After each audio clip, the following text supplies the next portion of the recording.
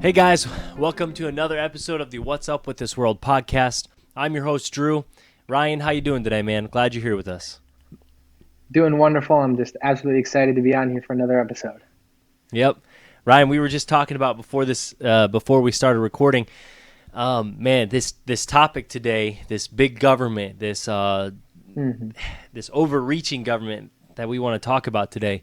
It's a deep topic. It's something that needs to be talked about, though, as deep as it is. And we could probably spend a few episodes on this. We're going to try to do it in just one episode. But big government is the topic today. And again, we're kind of going along the lines of trying to share the truth and trying to spread the truth. Mm-hmm. And the truth is the government is getting a little bit too big for its britches today. And I think that a lot of people would be able to agree with us on that one. So what do you think about that? Yeah, absolutely. No, you're exactly right. We're kind of talking about big government, and the angle we're kind of looking at today is how, government being as big as it has been in the U.S. for as long as it has been, and how it's kind of contributed to a dependent society where people today aren't, we're not dependent on ourselves, we're dependent on other people, and now the government more than ever. And it's an epidemic that I see, people wanting someone else to take care of them, and they don't even know, sometimes how to take care of themselves. Or even more importantly, a nation that's less dependent on God and more dependent on, the government. Sort of along the lines of what we want to go with today. Before we get to our topic and before we get too deep into the conversation, Ryan, last week's laughs. Let's hear something that made you laugh last week. Oh, man. We were on, a couple months now of the riots and everything that's been happening. I live about 45 minutes outside of Chicago, so a lot of that stuff really hits home, because I know some people who work in Chicago and who have been affected by the riots. But Mayor Lori Lightfoot, of all people, she has neglected any federal aid from President Trump, to help stop the riots, and she's almost encouraged it a lot. Well, it was last week or the week before that.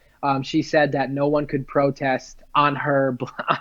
She said no one can protest on her block, but she wouldn't protect anyone else in her city. And what she said was, I have the right to feel safe. Safe or protected was one of the words that she used. She's the mayor of a city, and the only place in the entire city where she's cracking down on these riots and arresting people is on her block. She arrested at least 6 people, but she won't do anything for the rest of the city. It's just it's hilarious how how little she cares about the people in her city. She cares about herself, but she doesn't care about people in the city. That's hilarious. It is so two-faced. I can't. And man, Mayor Lori Lightfoot. There's a lot of things again you could talk about on her too. She's she's a little bit crazy. But okay, so my turn. Last week's laughs. So last week, I think Chloe was going shopping one of the mornings before I went to work, and so I had Kinsley and Oliver, I had my children, and we were sitting at the table. We were eating breakfast, and I had Kinsley. She had some cereal. I think it was like cinnamon Chex Mix or something like that. And Oliver was sitting at the table, and usually what I do is I put cereal in front of him so he can just grab it and eat it. Well, Kinsley said, "Hey, Daddy, I have to go to the bathroom." So I said, "Okay, let's run upstairs real quick." Chloe's always telling me, "Drew, watch Oliver. He likes to jump out of his seat. He's kind of crazy. He's definitely a boy, and trying to get in, trying to get out of his seat." And so I thought, well, it's not going to be a big deal. We'll be really quick. Kinsley will be quick. We'll be up and down in no time. So I ran upstairs, and I brought Kinsley up with me. Kinsley went to the restroom. And as she was finishing up, and we finished up, she finished up, so I was coming downstairs. Kinsley was following behind me. I come downstairs, and I get to the table, and Oliver is on top of the table. He's on all fours on top of the table, and he's got handfuls of Kinsley's cereal and milk, and he's shoving that into his mouth. I mean, absolutely just shoving it into his mouth. And he sees me, and he just looks at me, right? And then he takes another big dip out of Kinsley's bowl and shoves the cereal right back into his mouth. And he's in his happy place right now, just shoving cereal into his mouth, okay? The funniest thing was, Kinsley is coming down the steps, and she makes her way into our dining room. and Oliver sees her and realizes that he is eating her cereal, and he just drops the cereal. He freaks out like, oh no, Kinsley's gonna be so mad at me. I better move. And so he tries to like back up. I'm like, whoa, man, you're gonna fall off the table and stuff like that. So that was hilarious. Oliver, his reaction to Kinsley coming into the dining room was the funniest thing to me. And oh my goodness, that kid is crazy. And he's almost walking that he now. Knows. Yeah, it's funny that he knows that that's Kinsley's cereal, and he's like, "Oh no, yeah, I know." He wasn't even or something, you know? Yeah, he wasn't even worried about me. Like he saw me, took another bite, grabbed another handful, was happy, was chilling, and then Kinsley came down and he was like, "Nope." That house. yeah, absolutely. Kinsley runs that house. Kinsley's crazy, man. All of my kids are crazy, but praise the Lord, they're a blessing. I'm thankful for them. The funny things and the laughs that they give us, I'm glad for. And so those were our last week's laughs.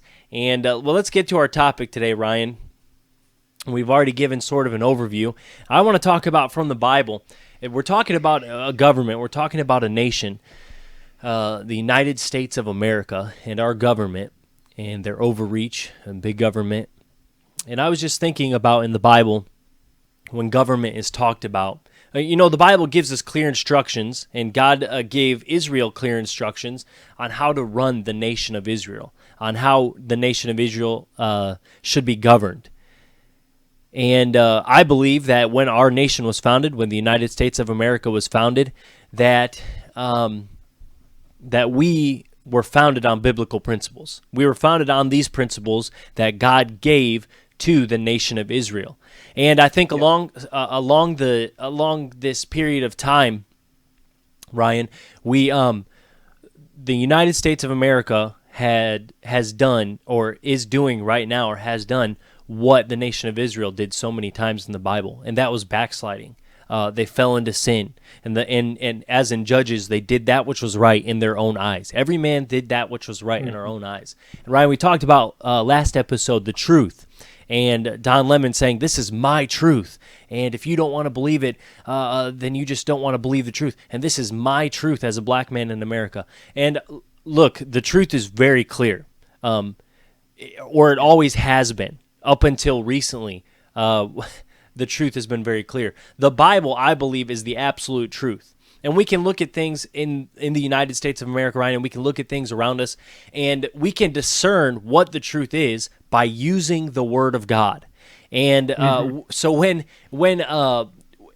Democrats, Republicans, when they say things, when they write things, no matter who it is, no matter what it is, no matter what they say or do, we can try to line that up with the Bible. And if it doesn't quite line up with the Word of God, then it is not the truth. Then it wouldn't be right. It wouldn't be good for us to listen to or to watch or to talk about and things like that. But I see we can draw parallels from the nation of Israel to the United States of America today. And one of the parallels I see in Jeremiah, when it talks about how Jeremiah predicted that the nation of Israel would fall and that they would have and be punished for their sins. And so Jeremiah is talking about this nation of Israel. And again, let's try to think about the United States of America when we're talking about it, when I talk about this for a second. The Bible says in Jeremiah chapter 6, again, talking about the nation of Israel, verse number 15, were they ashamed when they had committed abomination? Nay, they were not all ashamed, neither could they blush. That phrase is important. That this verse is important. There's actually a double emphasis. The Bible says again the exact same words. Jeremiah chapter 8, verse number 12. Were they ashamed when they had committed abomination? Nay, they were not at all ashamed, neither could they blush. So we see that this nation of Israel, they were so steeped in sin, so steeped, as the Bible says, in an abomination, that they couldn't even be ashamed about it. They weren't even ashamed about it. And I'm just looking at the United States of America today. You just look around at poster boards and TV shows and anything that you can look at, and most of it is sinful. In fact, almost 100% of it is sinful. The deceit that is going on, the lies that are being spread, one-sided narrative that is being pushed. Man, it's just as if our nation is so deep in sin that we don't even blush anymore. We don't even want the truth anymore. We only want what our opinion is, and we consider our opinion to be our truth. Mm-hmm. And so the United States of America now, that's the way we're trying to push for our government. That's what we're trying to push for our government, right? We think that, people in our generation, Ryan, think that it's going to be cool to have a government. What we said was democratic socialism. If we just put Democrat in front of it, it's okay. So democratic socialism, right? That's what a lot of kids our age, a lot of young people our age want. So that the government, and they think that that is going to be true. And so without even looking at all the facts and looking at all the material and looking at all information and putting that all in and trying to discern, is this going to be good or not? They say, yes, democratic socialism will work. And so I see, yeah, it makes me laugh too. But I see a nation that is so deep in sin, their minds are so divided. And that's the effect that sin has on the human body. Just one of the effects, that it divides our mind, and we are destitute of the truth. And so, man, I'm so worried about our nation. And that's why, Ryan, again, that's why we started this podcast, isn't it? I mean, we want to push the truth, and we want to show people the truth. And again, the absolute truth is the Word of God. And so just helping our nation find the truth is what we hope to do. But big government, Ryan, man, it's a deep topic, you know. Let's just get into one of the points that we want to talk about today. Why don't you start? Yeah, so again, we're talking about big government and how it has played a significant role in making now an entire generation, maybe even a generation and a half of people that can't or don't want to depend on themselves, and they would rather depend on someone else to give them free handouts, for everything like that. And it starts, things like this, not learning how to depend on yourself, starts at a very, very young age. There's a story that I heard that, sheds a lot of light kind of on this subject. So there was a professor, and he was on a college campus. And he was, just in one of the parks there, the public parks, sitting down, just studying with his book out in front of him. And he saw a mama squirrel with a baby squirrel behind it. And the mama squirrel approached the fence, and it was about a knee-high fence. So the mama squirrel jumps over the fence, and then she looks back at the baby squirrel. And what she's doing is she's trying to get this baby squirrel to overcome the fence and to learn how to jump that fence and overcome that obstacle. Because if that baby squirrel can overcome that obstacle, next time that he comes to it, he could do a fence that's maybe twice as high, and he'll learn a lot from it. But then he said how there was a girl on the campus who saw what was going on, that the baby squirrel, was having a little bit of a hard time trying to jump over this fence. So what does she do? She goes and she puts her backpack down so that the baby squirrel can jump on the backpack and then jump over the fence.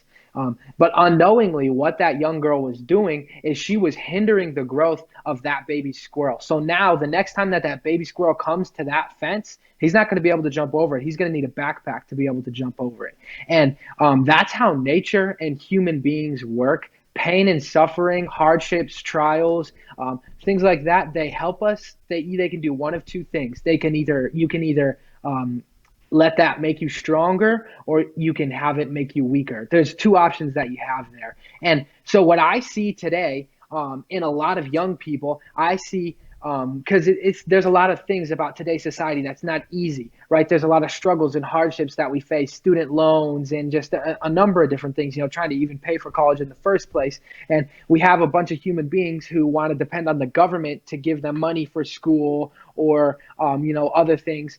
And they don't know how to do it themselves. And where that starts is it starts as children. And then when I talk about this next thing, in no way am I saying that every parent is bad or, that parents are terrible. There's so many good parents out there that do an absolutely wonderful job. But I think there's one area where parents have failed in the past couple generations and are continuing to fail today. And that's in helping their children grow up and learn how to overcome obstacles. And your personality and a lot of your character traits is developed from the time you're born until 4 years old. That's the most important time in a child's life. Yeah, and then the kids, they will learn. I think it's 95%, 95 to 97% of what they learn comes from you as a parent. So Yeah. if we are not teaching them how to overcome, that's why sports is usually a good idea. Get your kid into sports. Don't let them sit on the couch. Don't be couch potatoes. They go through some things. They have to run their suicides, run down and backs. It teaches them losing. This whole society we have today, when the kids, they're dependent on something. They depend on not being told they're losing. I remember as a kid when Ryan, we'd play rec league baseball, and one year we had teams that were winning and teams that were losing, right? We had winners and losers. And then all of a sudden, in the tournaments that we played in, they started giving out awards to everybody. Like, hey, a participation award, like, hey, good job. Like that doesn't teach the kid that if he works hard, he's going to benefit from it.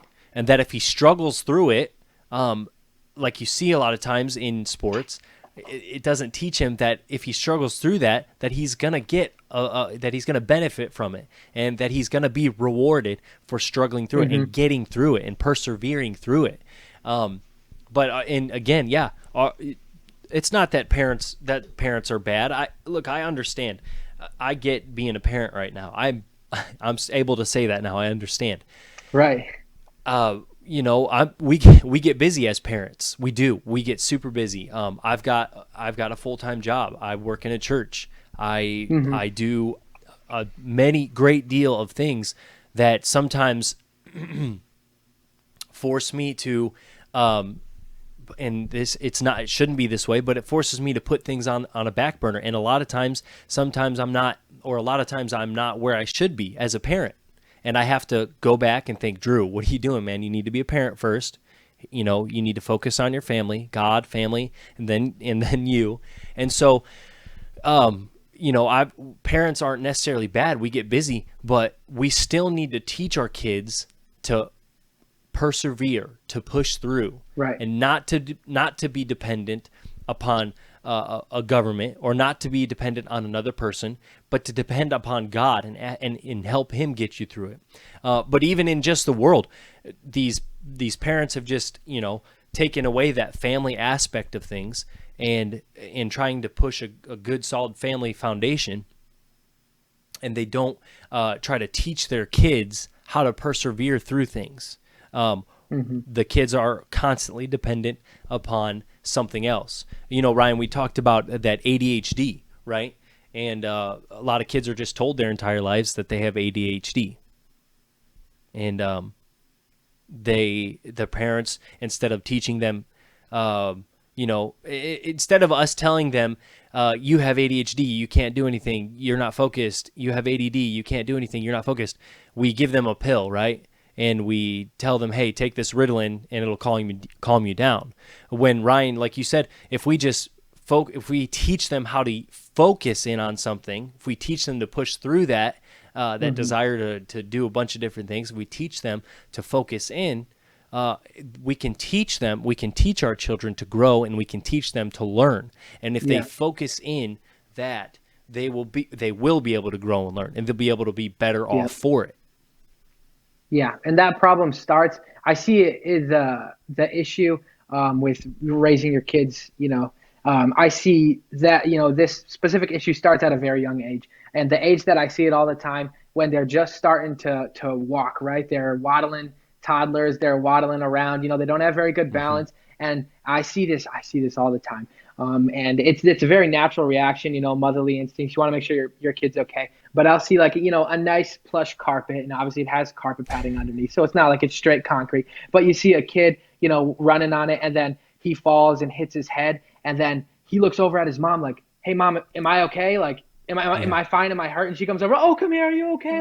And then she consoles him, and then he's like, "Oh, okay, I'm not fine. That did hurt." And when, instead of just immediately rushing over there, parents need to be able to teach their kids, hey, you're fine. If you fall down and bump your head, you're going to be okay. And obviously there's so many situations, where you got to make sure your kid's okay. I'm Right. not, the extreme situations is not what I'm talking about here, but I see this all the time. And Yeah. what happens is the kid grows up not learning how to think for himself, what he can and can't get through, but to look to other people for Mhm. how hard things in his life are. And, so they start to just not judge by their own pain. They don't judge their own pain as a metric. They start judging how other people kind of react. And it's not a very good thing, because it trickles down into society, and we'll talk about this a little bit later. But as they're adults, it hurts that. But growing up, you mentioned sports and stuff. One thing that I see a lack of an emphasis.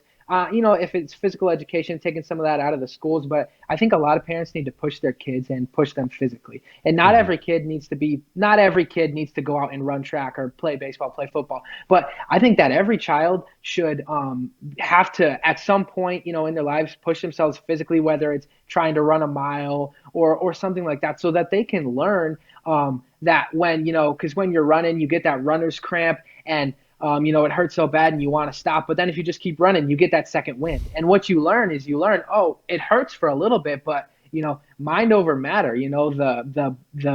The mind will hurt before the body's done, right? Your mind will tell you you're Right. done when your body's not. And then you start to learn, oh, okay, my limit's actually up here. And then you Right. push it even higher the next time. And that's Mhm. how that works. I remember a specific scenario, and this is an okay example. It's not a great example, but when you and I were kids, we were playing basketball, and we were playing basketball in the basement on one of the little hoops, that they have in the basement. And Mhm. you thought I fouled you. And I was like, no, I didn't foul you. And we were probably, I don't know, maybe 12 and 9 or 11 and 8, something like that. We were pretty young at this point. Mhm. And you got upset, and I kept telling you that I didn't foul you. I was probably talking trash or something like that.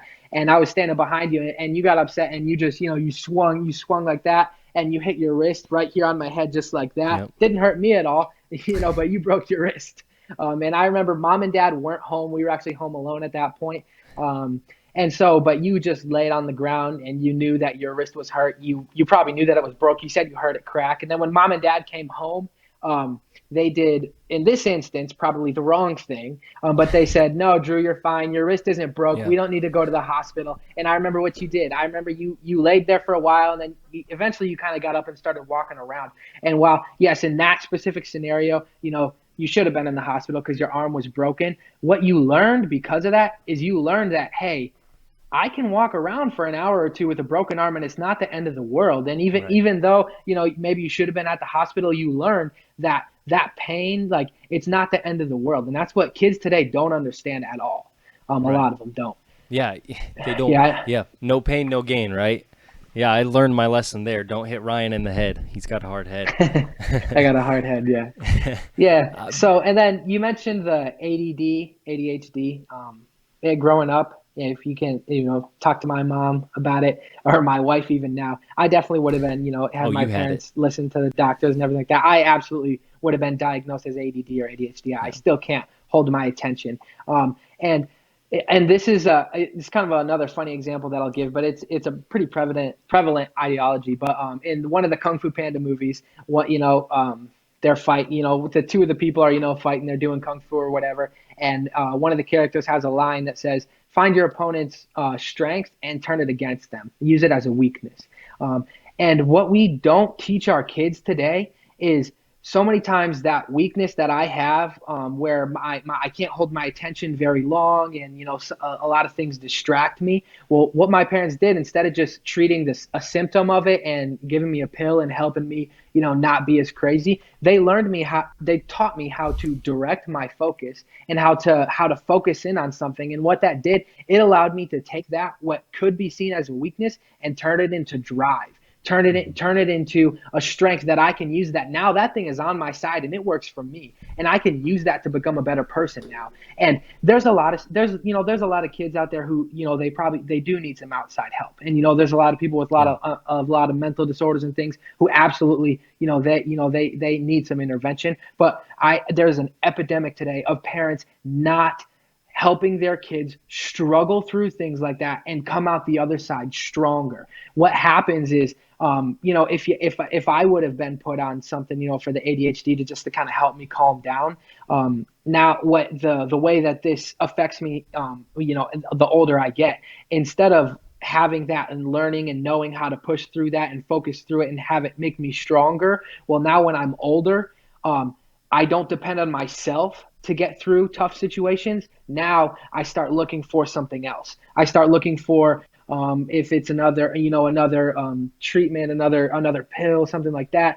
Some people start to get into drugs because of things like that. Some people that are 25, they still depend on their parents. And now, or we have a whole society now that wants to depend on the government for a lot of those sorts of things. And when, it's such a terrible thing. It's such a waste, because what is considered a weakness really could be a lot of people's greatest strength. Right. Yeah. There's this void that they're trying to fill. Right. Hey, I need something. I need something. I need something. I need something to help me. And instead of choosing to put God in there, they choose other things like the government or like another person or like a drug or alcohol or whatever it is, like you just said. And it's all over our country today.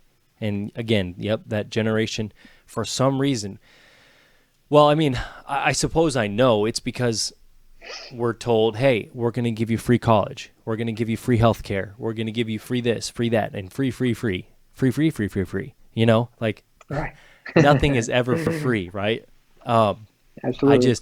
The other day I was talking with someone, and they said their daughter came home one day and said that she was going to vote for Hillary Clinton, and her mom, and they're Christians, they go to church here, and her mom said, well, why are you going to vote for Hillary Clinton?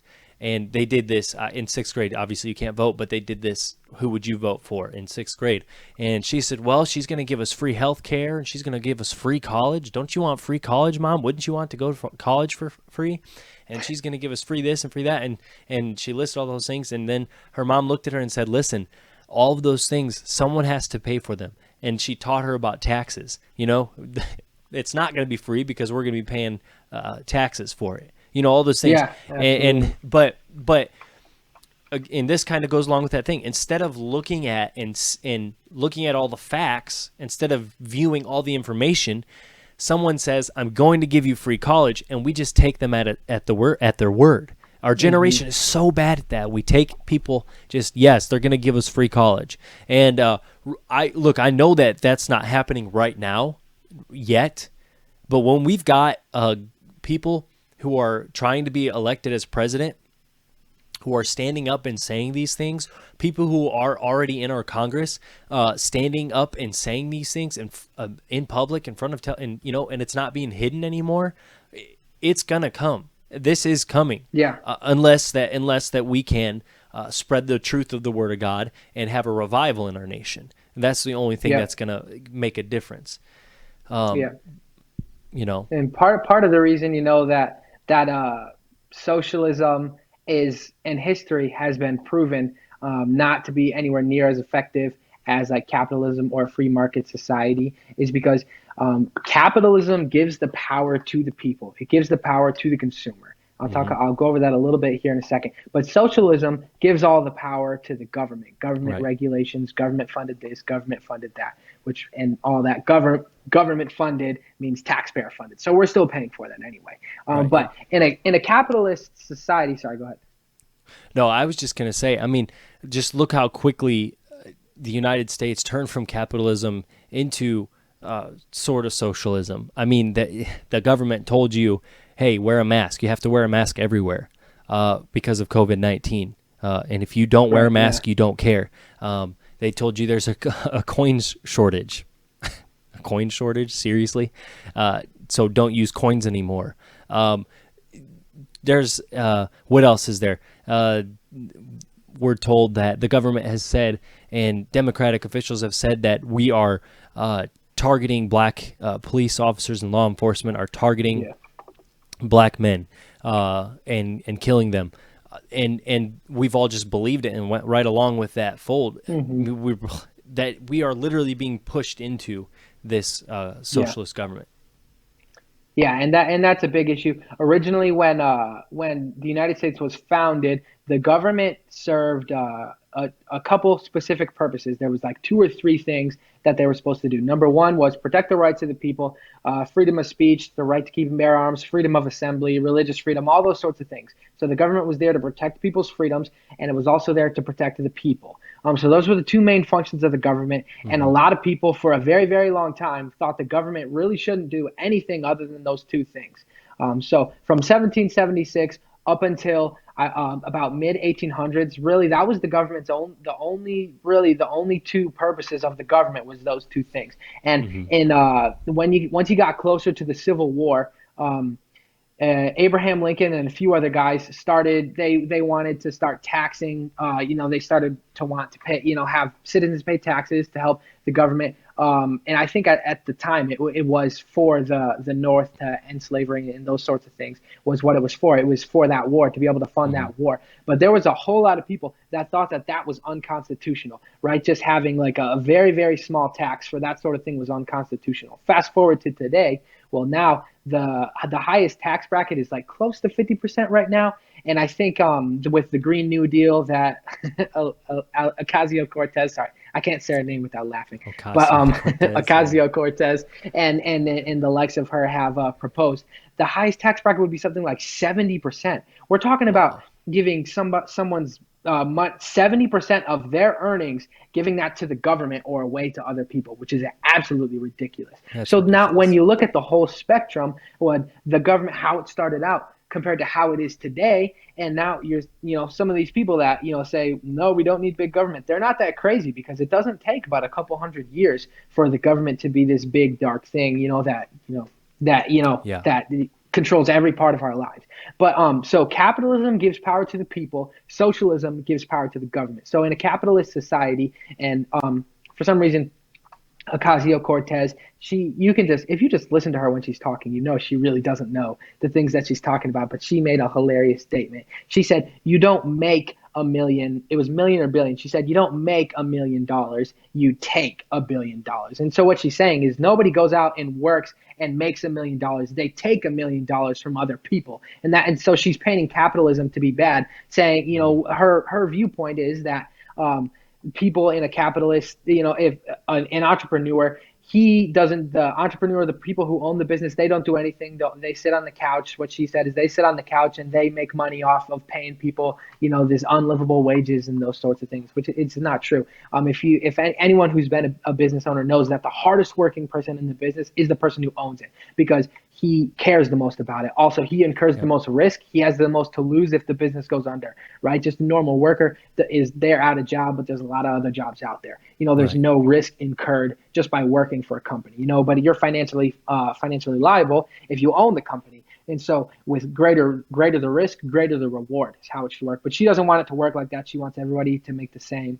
What she says is she wants to give the power to the workers.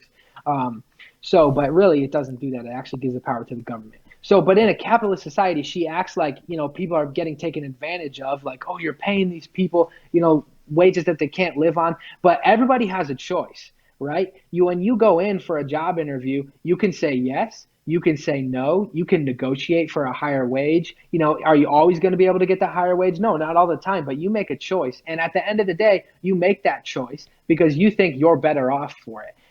And in like the consumer society, every transaction that happens because both parties think that they're better off for it, right? When you go to buy an iPhone or a Samsung, $1,000, man, that's so much for a phone. But guess what? People pay for that because we want iPhones, we want that luxury. We think our life is easier and better off for that. And Apple wants to make that transaction now because they make some money because of it. So both parties always receive something. But the power is to the people. The people have the power. They have the power to make things change. But in the socialist, democratic socialism, the government is actually the people that gets all the power. And you ask probably, I would say 90% of people, do you trust your government?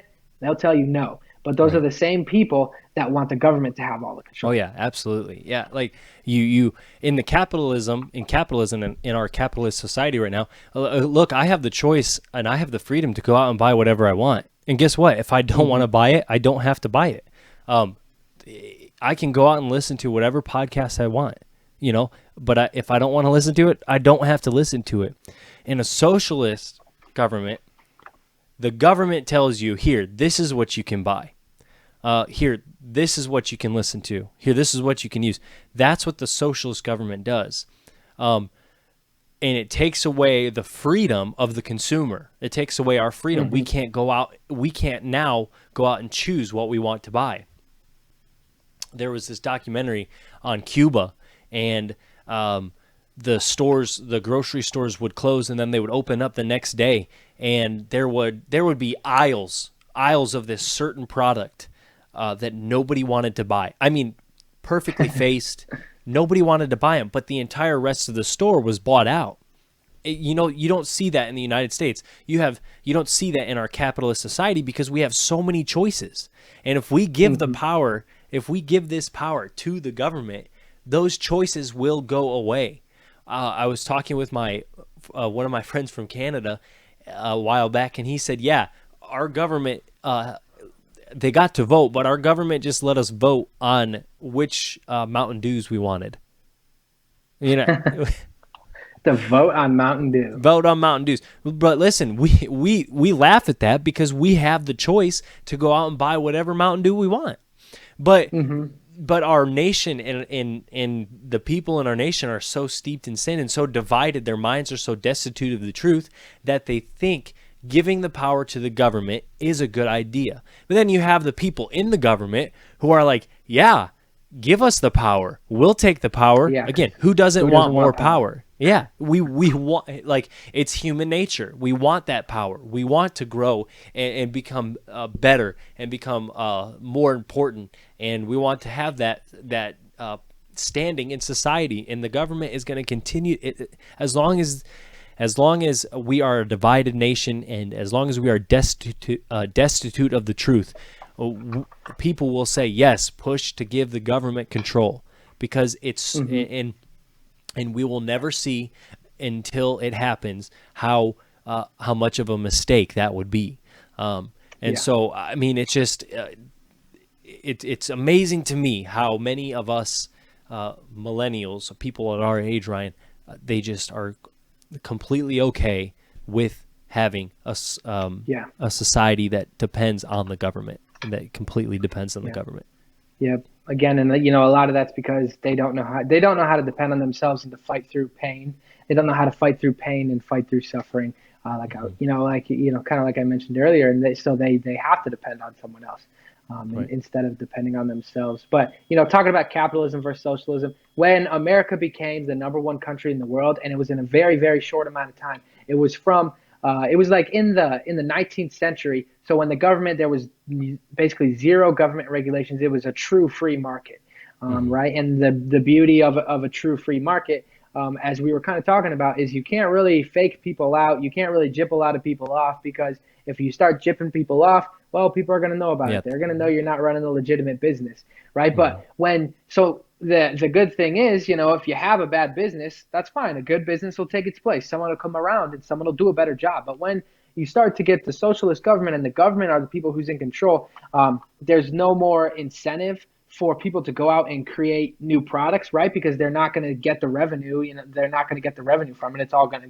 go to the government or go to the guy down the street who doesn't want to work.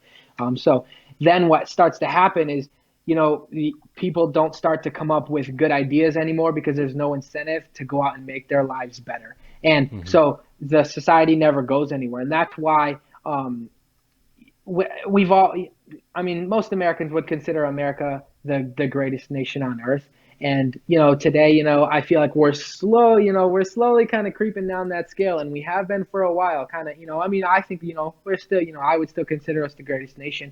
But really, when we rose to power so quickly, was when we were a true free market. That's how we became so successful. And, I am not saying that we need to go absolutely back to that with zero, regulations and things like that. There are a lot of, there are some good things, that, has come because of that. But really the free market capitalism is definitely the way to go, unless you can't, unless you don't have a mind to think for yourself and to be able to depend on yourself and work for yourself. Then you need to go to a socialist country where the government will take care of you. Take care of you. Yep. Listen, there's so much that we could talk about in this, but we're out of time. One thing that we could do, if you're a Christian and you're listening,